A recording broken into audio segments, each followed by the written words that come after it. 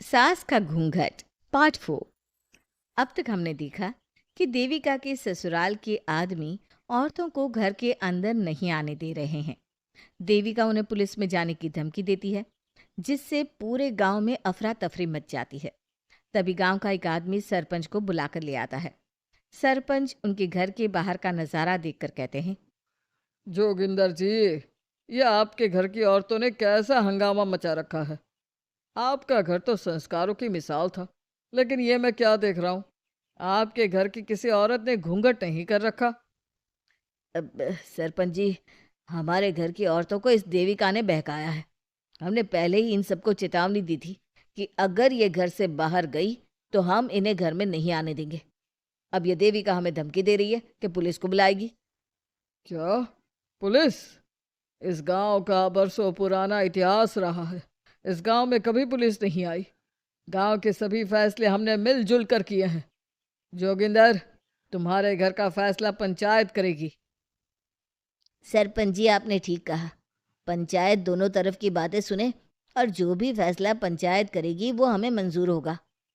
तो ठीक है, आज दोपहर को सभी गांव की चौपाल पर इकट्ठा होंगे और वहीं तुम्हारे घर का फैसला होगा। सरपंच वहां से चला जाता है। घर के आदमी घर के अंदर जाकर दरवाजा बंद कर लेते हैं और घर की औरतें वहीं घर के बाहर पेड़ के नीचे बैठ जाती हैं। तभी विमला कहती है, देविका बहू, तुम्हें भूख लगी होगी ना? नहीं माँ जी, मुझे भूख नहीं लगी, मैं ठीक हूँ। बहू, तेरा बच्चा छोटा है अभी, तुझे भूखा नहीं रहना चाहिए। वीना, सुजाता, जाओ पास में जो पंडित जी का बाग है ना, वहां से कुछ फल तोड़ लाओ।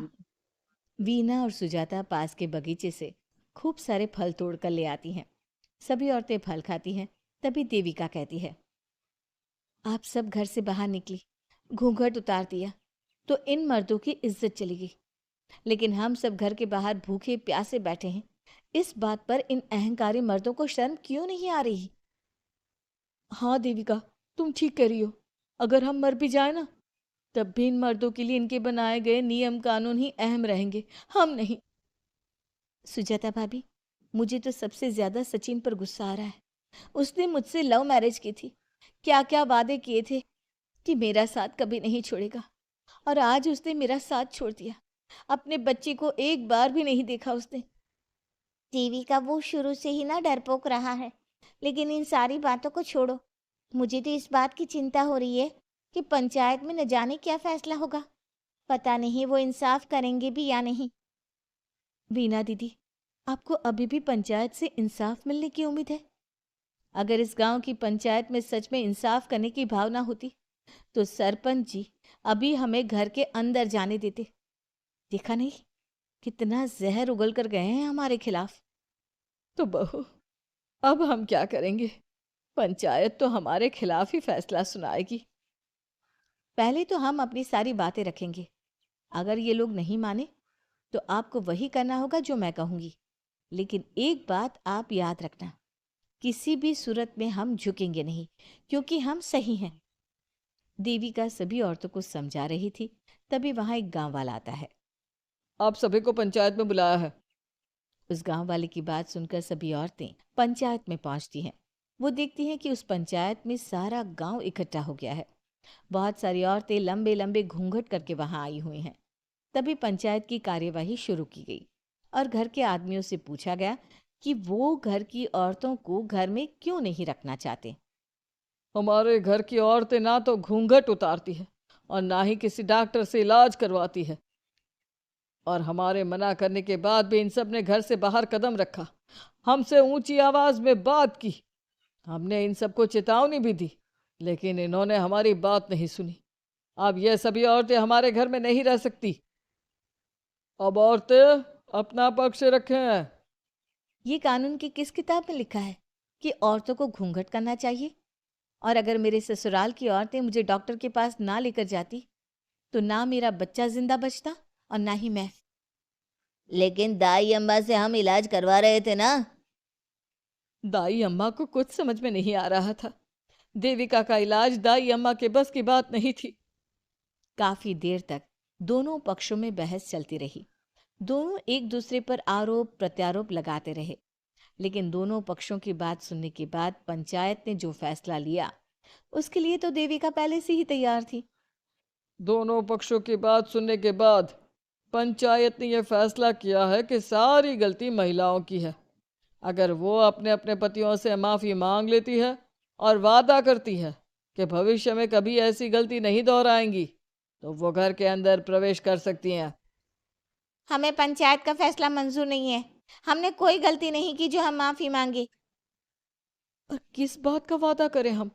हमने देविका की जान बचाई है, तो आप हमसे भविष्य में किसी की जान न बचाने का वादा ले रहे हैं क्या? अगर तुम्हें पंचायत का फैसला मंजूर नहीं है, तो तुम सबको घर में नहीं पुरानी हवेली में रहना होगा, जो अब खंडहर बन चुकी है। यह खंडहर तुम्हारे घर के सामने ही है। सरपंच जी, आपका फैसला सही नहीं है। एक बार और सोच लीजिए इस फैसले के बारे में। ओ शहर की छोरी, 4 किताबें क्या पढ़ ली, हमें सही गलत का पाठ पढ़ाएगी? तुझे पता नहीं कि पंचायत का फैसला यहाँ सदियों से चलता आया है और लोग उसी को मानते आए हैं। अच्छी तरह जानती हूँ सरपंच जी। अगर मैं चाहूँ तो आपके इस फैसले को कोर्ट की चौखट तक ले जा सकती हूँ। पुलिस को बुलाकर अभी घर के अंदर जा सकती हूँ। पंचायत और घर के आदमियों की शिकायत पुलिस में कर सकती हूँ और अपने बच्चे को उसका हक दिलवा सकती हूँ। लेकिन नहीं, मैं ऐसा नहीं करूँगी। मैं उसी खंडहर में रहूंगी और इस गांव के आदमियों को दिखा दूंगी कि औरत खंडहर को भी महल बना सकती है, और वो भी बिना किसी आदमी की मदद के। सारे गांव की औरतें देविका की बातें सुनकर हैरान हो जाती है। उनका जीवन घूंघट और घर की चार दीवारी के बीच में ही था। कोई औरत अपने हक के लिए पंचायत से भी टकरा सकती है, ये बात उन्होंने पहली बार सुनी थी। अब देविका घर की औरतों के साथ खंडहर में चली जाती है। माँ जी, ये खंडहर तो काफी पुराना है। भाभी, खंडहर पुराने ही होते हैं। मुझे तो डरावना भी लग रहा है। मैं डर की वजह से कभी इस खंडहर के आसपास भी नहीं आई, लेकिन मुझे क्या पता था कि एक दिन इसी में रहना पड़ेगा। ये तो टूटा फूटा भी पड़ा है। माँ जी, एक काम करते हैं, ये खंडहर तो काफी बड़ा है, इसलिए एक हिस्से की साफ सफाई करके उसे ही रहने लायक बना देते हैं। बाद में धीरे धीरे पूरा खंडहर ठीक कर लेंगे। हाँ बहू, तुम ठीक कह रही हो। विमला भाभी और मैं इस खंडहर के टूटे हुए हिस्सों पर मिट्टी और ईंटें लगा देते हैं। सुजाता और विना, तुम साफ सफाई कर लो। सभी औरतें मिलकर खंडहर के एक हिस्से को सुधारना शुरू कर देती है और काफी देर तक मेहनत करने के बाद वो उस हिस्से को काफी हद तक अच्छा कर लेती हैं। और इसी तरह रात हो जाती है। सभी औरतें बैठकर बात करती है। माँ, हमने इस खंडहर को घर तो बना दिया है, लेकिन ये घर चलेगा कैसे? हाँ माँ जी, मैं भी यही सोच रही हूँ। और हम सब तो बड़े हैं, गर्मी सर्दी भूख कुछ भी आसानी से बर्दाश्त कर सकते हैं।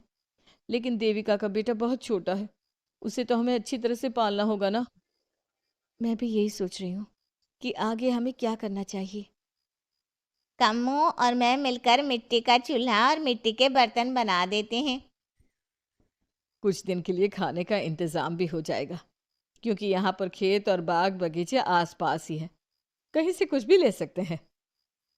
पहले आप मुझे ये बताइए कि आप सब लोगों को आता क्या है। मतलब कोई ऐसा काम जिसका आपको शौक हो, जो आपने बचपन से किया हो। बहू, तेरी दिमाग में चल क्या रहा है? माँ जी, बहुत कुछ चल रहा है। बस अब हमारा सारा ध्यान इस बात पर होना चाहिए कि हम अपने लिए अच्छे से अच्छा क्या काम कर सकते हैं। आप सब हिम्मत से और समझदारी से काम लो, फिर देखना हम इस खंडहर को भी महल बना देंगे। इसके लिए सबसे पहले हमें आत्मनिर्भर बनना होगा। देविका सभी को समझा रही थी, तभी उसका बेटा रोने लगा। उसने अपने बेटे को गोद में उठाया और उसे चुप कराने लगी। अब देविका के सामने सबसे बड़ी चुनौती थी कि वो किस तरह से ससुराल की औरतों को आत्मनिर्भर बनाए और किस तरह से अपना घर चलाए। हमारे प्यारे दर्शकों, अब आप बताइए, देविका और घर की सभी औरतों ने अपने पतियों से माफी ना मांगकर सही किया या गलत? क्या उनका खंडहर में रहने का फैसला सही था? अब देविका को क्या कदम उठाना चाहिए, हमें कमेंट में जरूर बताना। हमारी कहानी को लाइक, शेयर और चैनल को सब्सक्राइब करना मत भूलना।